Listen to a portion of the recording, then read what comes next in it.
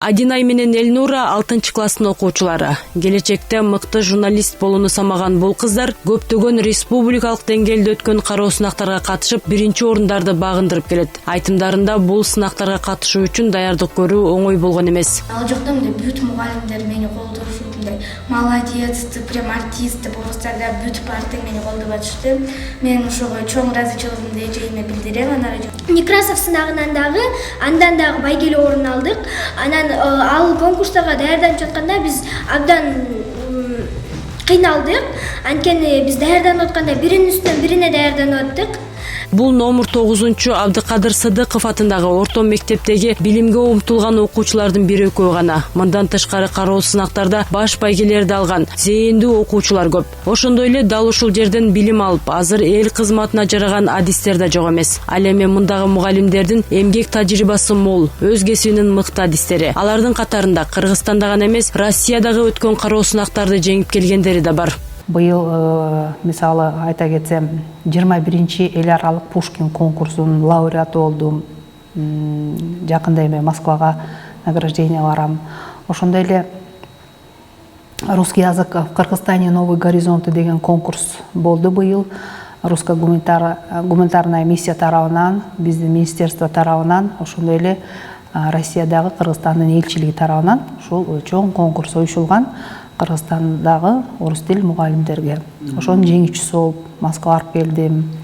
Ошондой эле жакында эле мына октябрь айында 8-чи эл аралык мугалимдердин чеберчилиги боюнча хрустальная чернилица деген конкурска барып, ошол 12 өлкөнүн ичинен 2-чи место алып келди. Мектептин билим берүү системасында жаңы методдор колдонулат. Ошондой эле компаниялар менен бирге кызматташып келет. Нама фонду менен 2018-жылдан бери иштешип келебиз. Ушул Нама фондунун тарабынан сунушталган Edulead, Roots, Parents, Pride, Nama Fund деген программалар менен иштешип келебиз.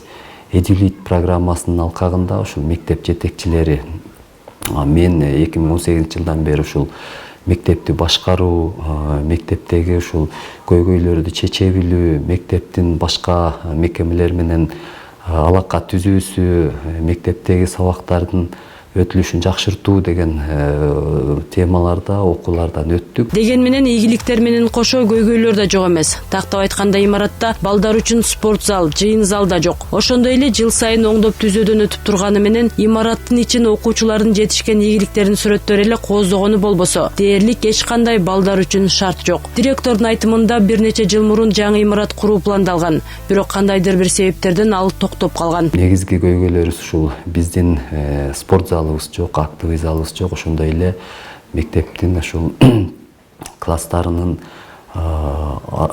типтүү болбогондугуна байланыштуу ар кандай размерде кээси.